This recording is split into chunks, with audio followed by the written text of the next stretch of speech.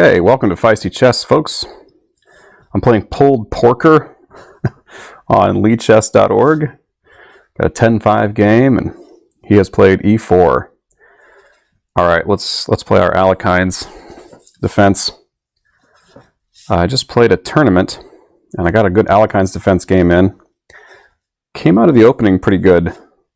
Didn't come out of the end of the game all that well. It was a tough tournament. Maybe I'll show some of my games. Okay, he's going outside of the main lines here. He's just playing knight c3. And this line poses no problems for black. Yeah, in fact, let's see how to play this.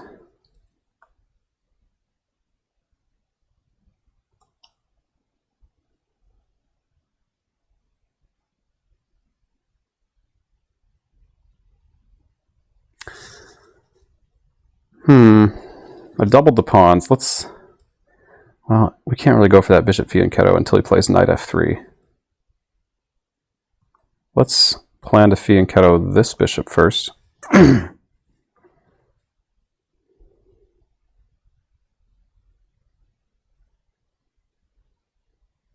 If I play this up right here, which I'd like to do because of this open file, and that pawn will be protected, I can move my bishop without having to worry about that. But the problem is, if I play that now, queen f3 means I have to play c6, and then that's not what I want to have to do. Okay. So the knight has been played.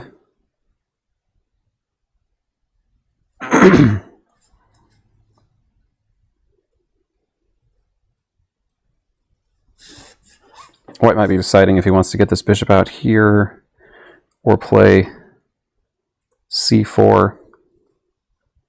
I don't think I've ever had this position in a game yet in my games, and we're only 6 moves in.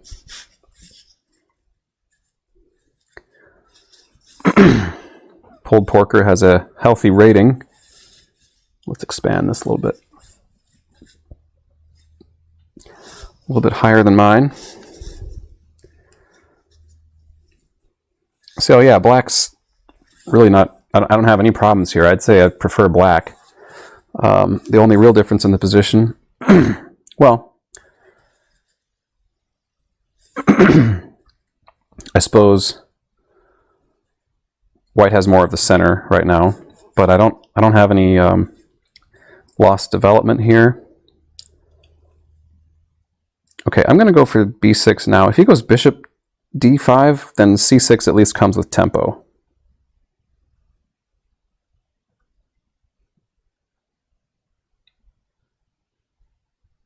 Well, I've also got... All right, I don't have to carry through that plan. I got to stay flexible. I've also got bishop g4, or the knight could come to either of these squares. I don't like knight c6 because it gets chased with d4, d5.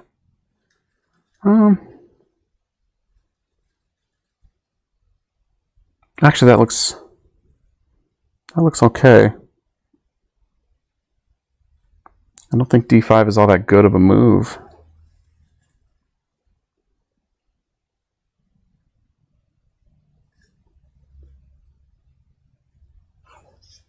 Okay. I've convinced myself that I'm going to play knight. Well, I gotta...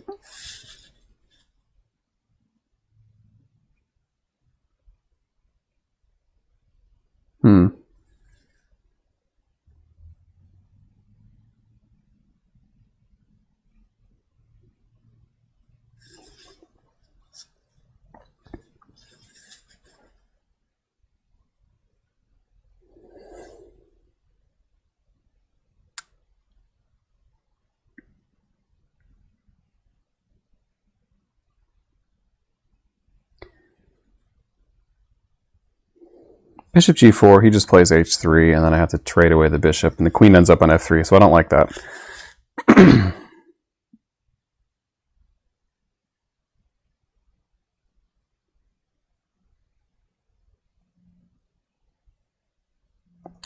Gonna go knight c6. This could end up kind of like a Nimzo. If he kicks me, I'm thinking about going to a4, sorry, a5, and then I can support this with b6. Okay, he's just adding support there. Now is it time for b6? Or does the bishop want to come out somewhere else?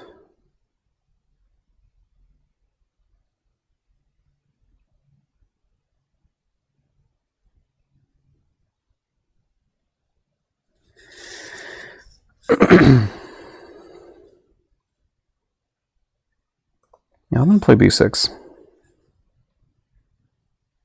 Oh, he never did have bishop d5. Obviously, queen takes d5. I was seeing ghosts. Really obvious ghosts.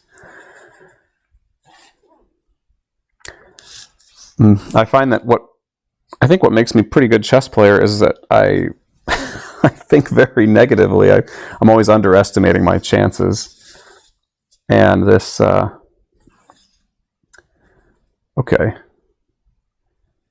I am okay with trading off that bishop. It's kind of biting on, well, am I? Yeah, I don't think I have much of a choice here. So let's just continue developing.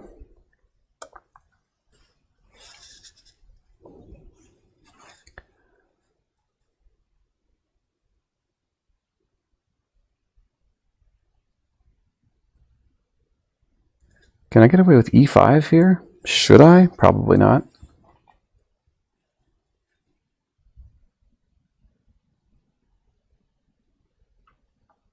I think he has to go back to bishop e2 here.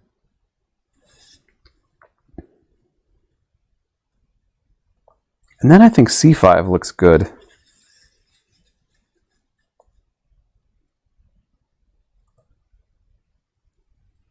Okay.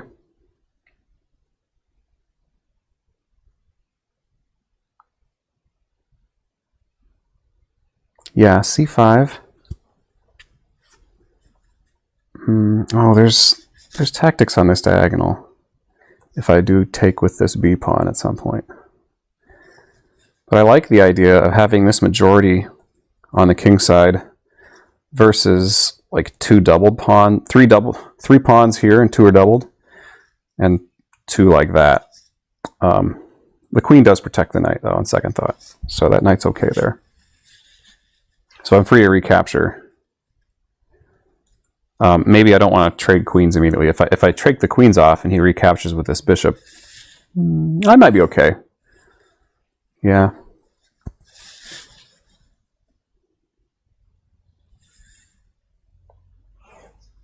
Okay.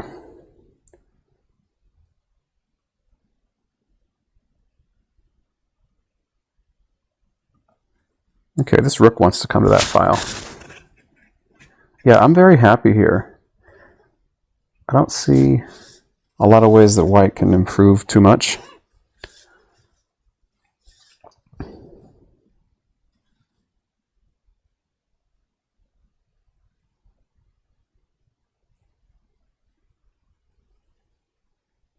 I suppose he's got knight e5 now.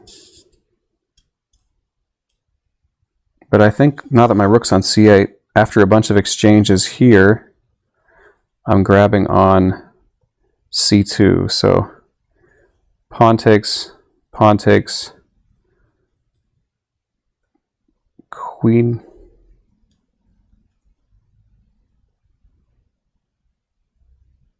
Well, does that check out? Knight e5. Wow, okay, I'll calculate that if I need to.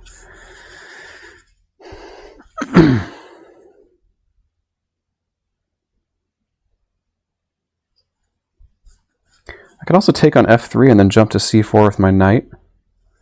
Okay, that's probably a wise decision from him.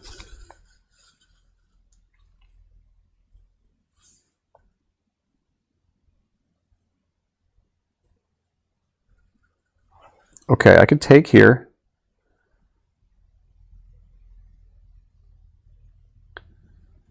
It's not really panning out. I could pin the knight with queen d5.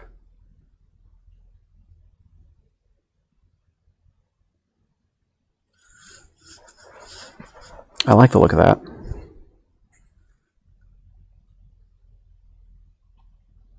Gives me time to get my rook to d8.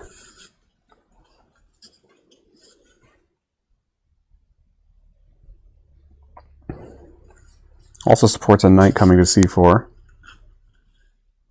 Also hits a2. Gotta be a good move. It does 3 good things at once.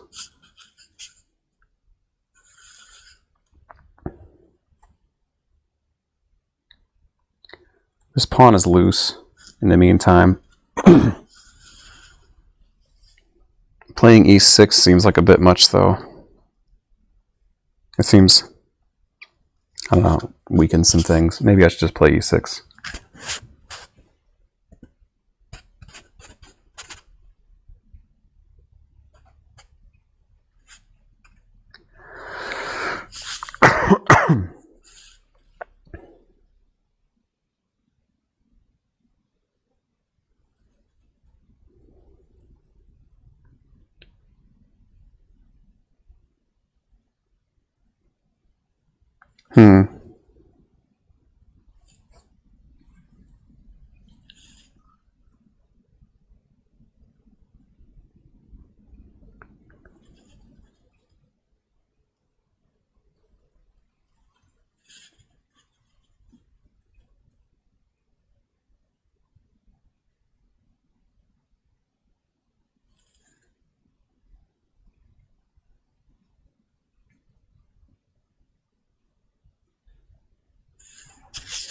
Okay.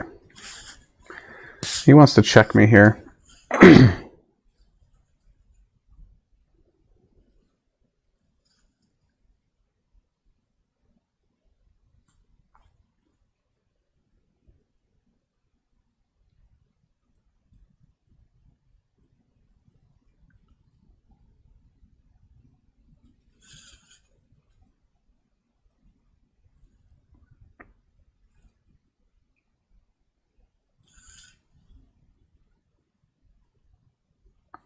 My knight is really out of the game here.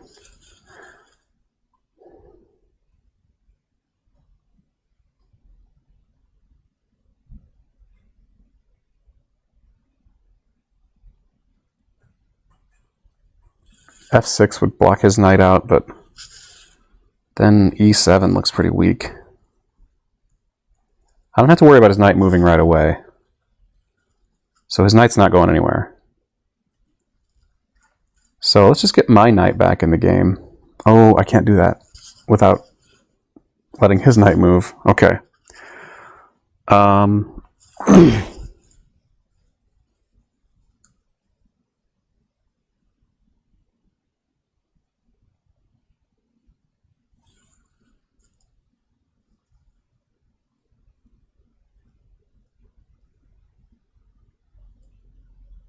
Okay, we'll just do this.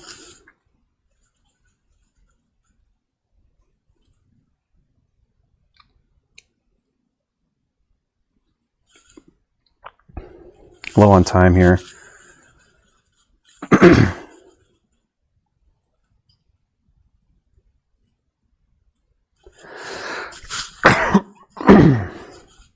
Weak on the dark squares, but nobody has dark square bishops at least.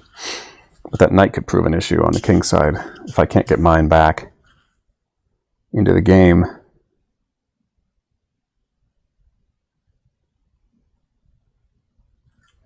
I think this rook's going to stay on f8 for the time being.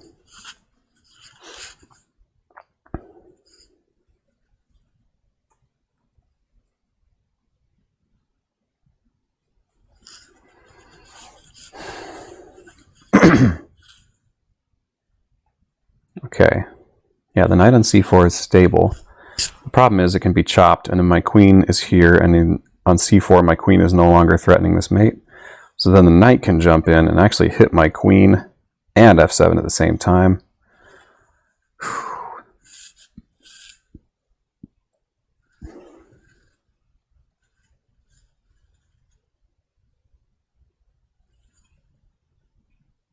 Maybe I can lock things down here and play like c4, bishop c6, and reroute the knight through b 7. Maybe that's too contrived and relying on this. He could play like queen g6 here, and then his knight can move because the queen guard g2. I don't have a huge time disadvantage, at least.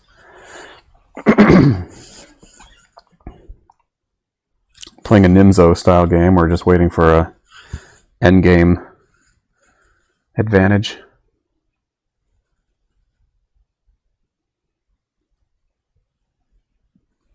Could always take on a7, and I'm hitting a2, and I'm hitting c2 as well. But I don't have many defenders on the king side, that's the problem. And this knight is completely out to lunch here.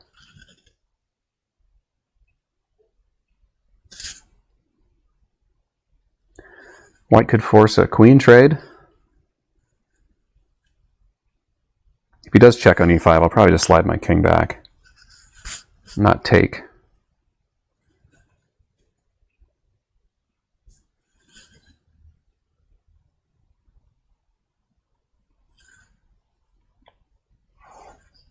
Interesting.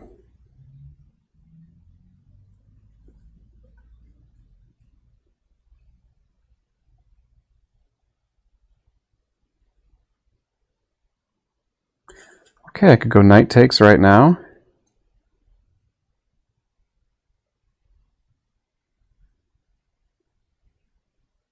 That knight's got no future. I think I'm going to do this.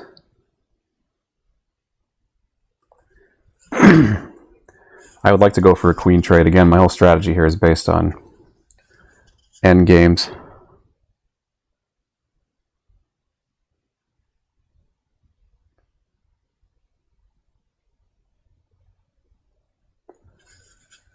And if he goes queen d6, then I come out with rook d6, queen e7, and then knight comes back here with some tempo.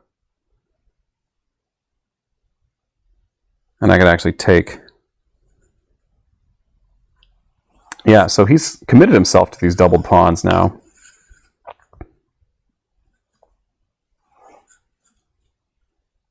Okay, that seems a very passive move.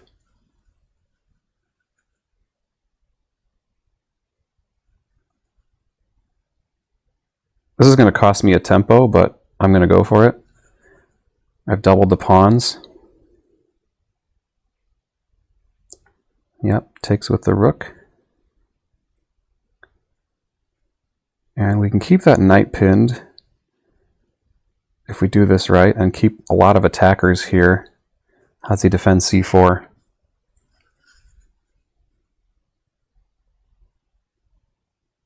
I guess knight e5 does the trick, doesn't it? No, keeping the knight pinned. That's hard to keep up sometimes, isn't it? So the knight can't come anywhere, or I'll mate him on g2. That's the point here.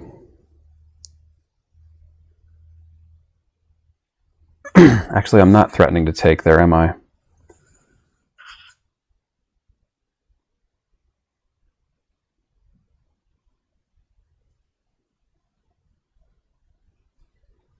My knight would really like to get back to the game.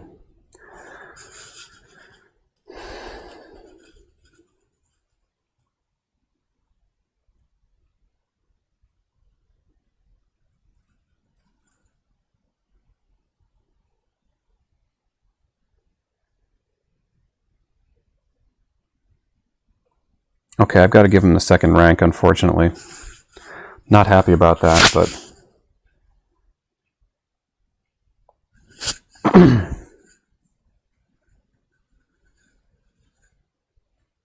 I got pressure on c2 as a result. He can't hold on to c4 anymore.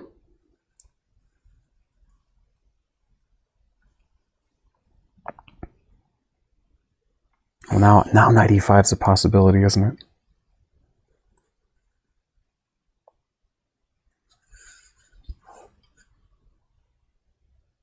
That's a clever move. But now I have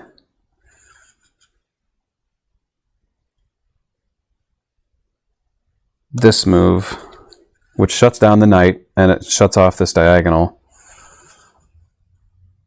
The knight can come to g5, can he?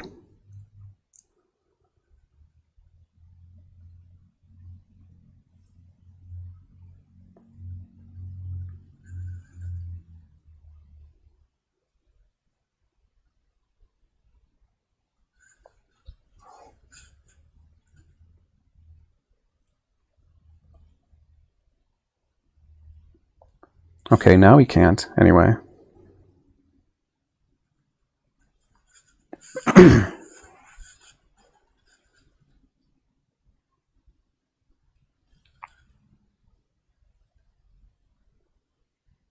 Ugh, I don't like how this looks, folks.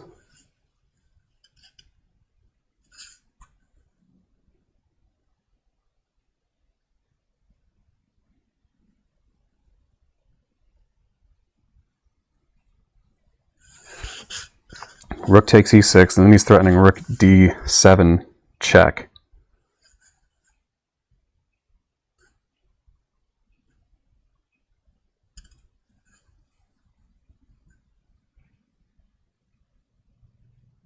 I can't block with my rook. So I need to do something about rook d7 check. There we go, something has been done.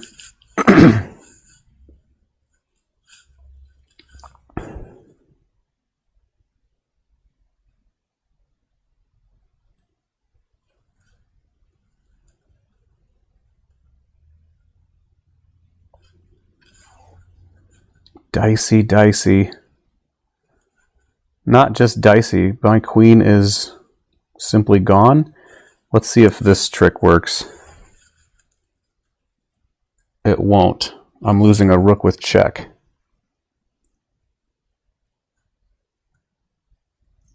I'm losing a lot of things. Let's keep material on the board. It's a low time.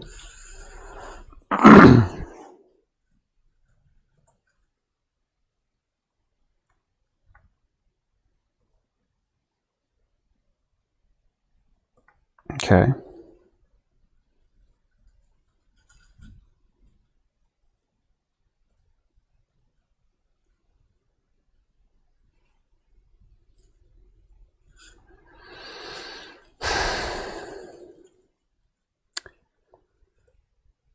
Okay, I have a rook for the queen.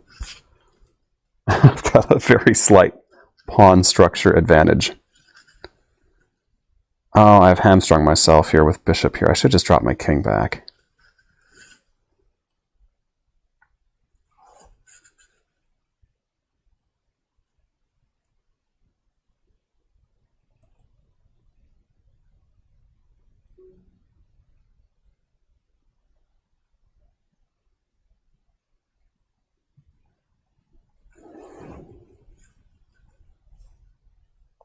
Let's go for the cheapo. He's got 20 seconds. You never know.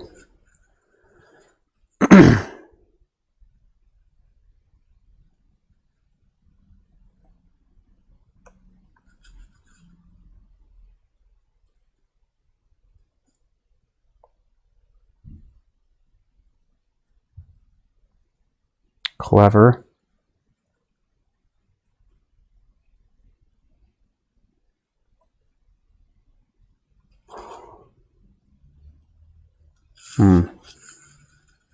Well played.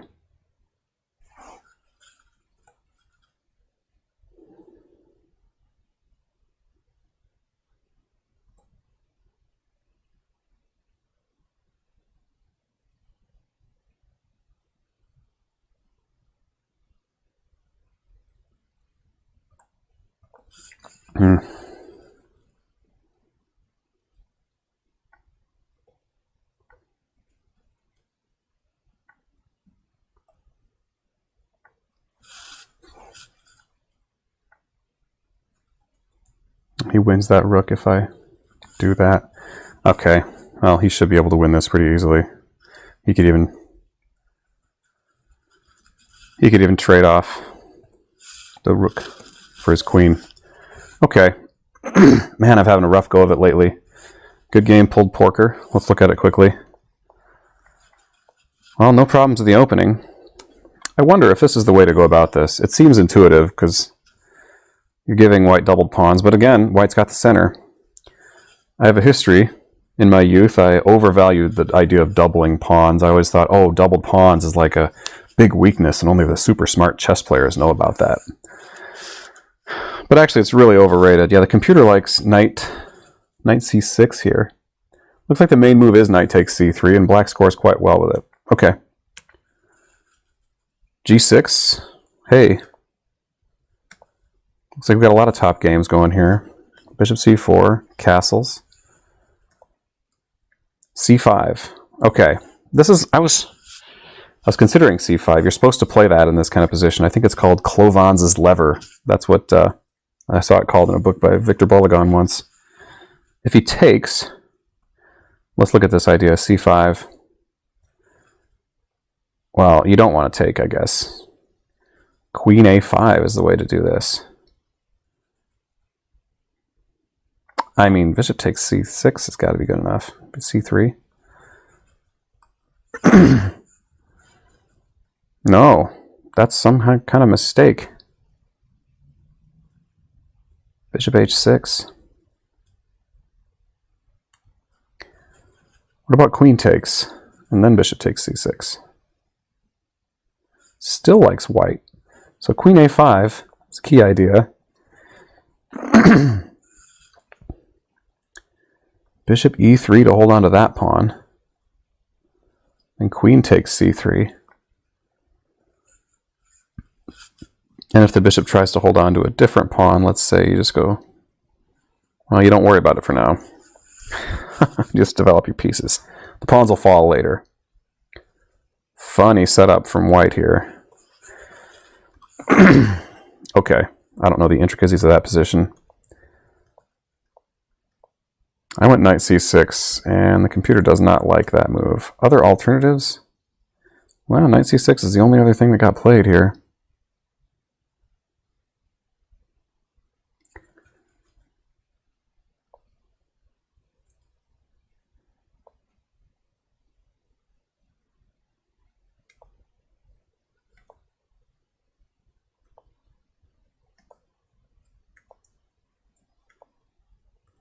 It likes bishop takes f3.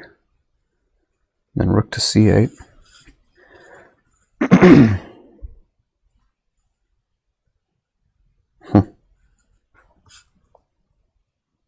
Ooh, it likes this even better. When I did get around to playing c5, it was even more effective. And just take here, huh? That allows him to repair his center. But I have a lot of play against these pawns on the open files. Hanging pawns in this kind of position. Nothing immediate, though. I could follow up with queen c7 and rook f to d8.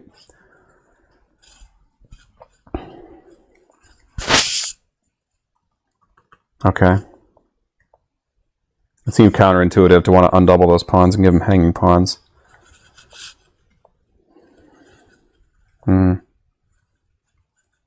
Bishop f1. That's a simple move, just eliminating that mate threat. Oh, I didn't like e6. C takes d4 here is best. But then rook takes d4, right? Queen c6.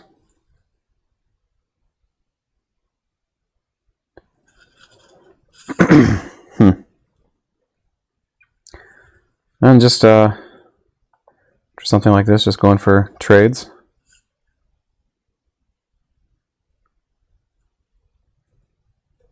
Okay, well, we have to give up some of our advantage on the king side to double our pawns. Now we can't make a passer either, but this is a bigger weakness for white over here. These two doubled pawns on a open file. That's like a pawn down almost. You can't make a pass pawn, and they're very vulnerable. Whereas I can't make a pass pawn over here, but they're not vulnerable, and they actually shield my king very nicely. And look at how it controls that knight right now. Not that these pawns do nothing, but they're more likely to fall. Okay.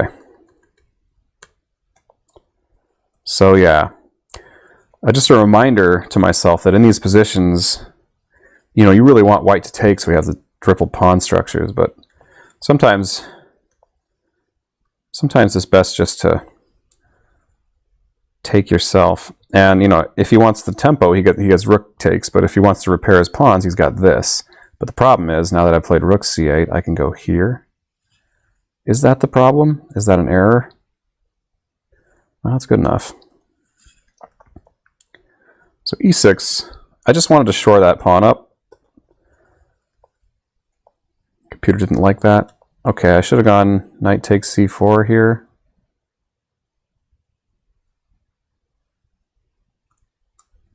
Shouldn't have feared the Reaper on this one. And if bishop takes c4, it's afraid of knight e5. Queen back to d5, and I'm getting my queen safe with a threat of my own. Now f3. Can I go f6? Yeah.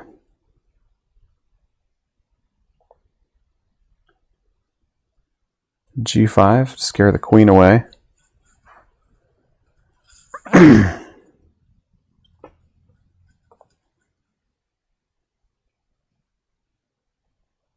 Rook f7. Why not rook e8?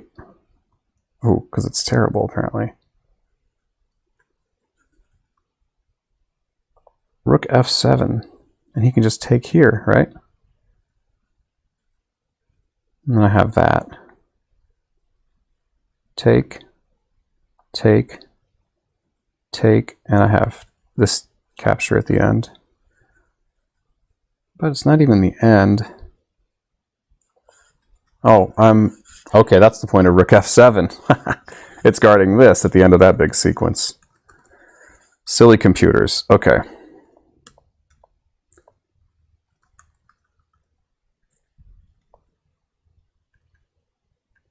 I did not take on c4. I chickened out and went there. Took here.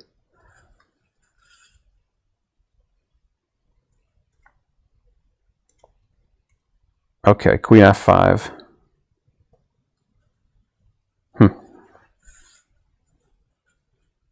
Doesn't seem like the move to me. But queen c6, rook h4 is the way to punish this. Oh, you got to go like this to stop queen h6. Ooh, rook takes h5. Doesn't.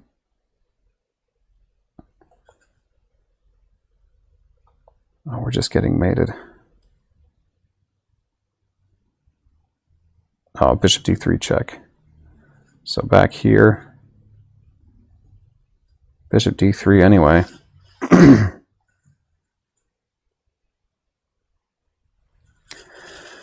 Yeah.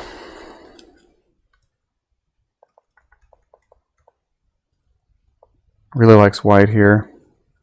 That's a blunder. Knight takes c4. Oh, I had it then. I didn't have it later. But I have it here. So here's where knight c4 works. Because if he takes, I just recapture with the queen and everything's hunky-dory.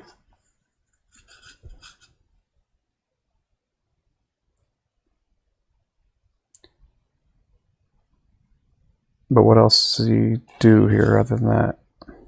Because, yeah, I'm forking the rook too. So let's say he takes. Rook d7. Rook f7 is okay now.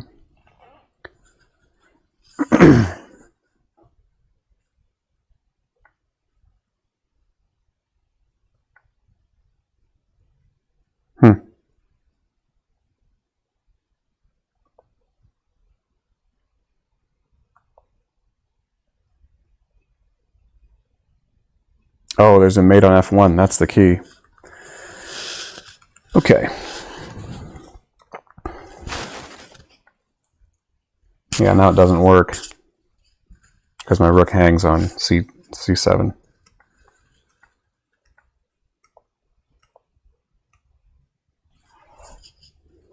Yeah, I should have played rook f7 here.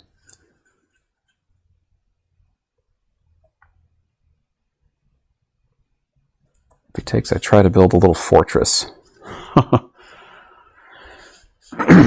With h4, yeah, I should have played h6. I should have noticed the threat of knight g5.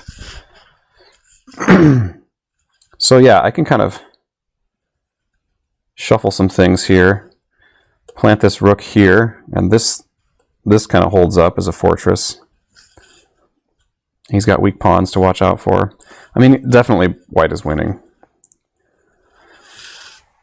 but he's got to prove it. You got to make it difficult to prove it. Anyway, I didn't make it very difficult. It all fell apart very quickly.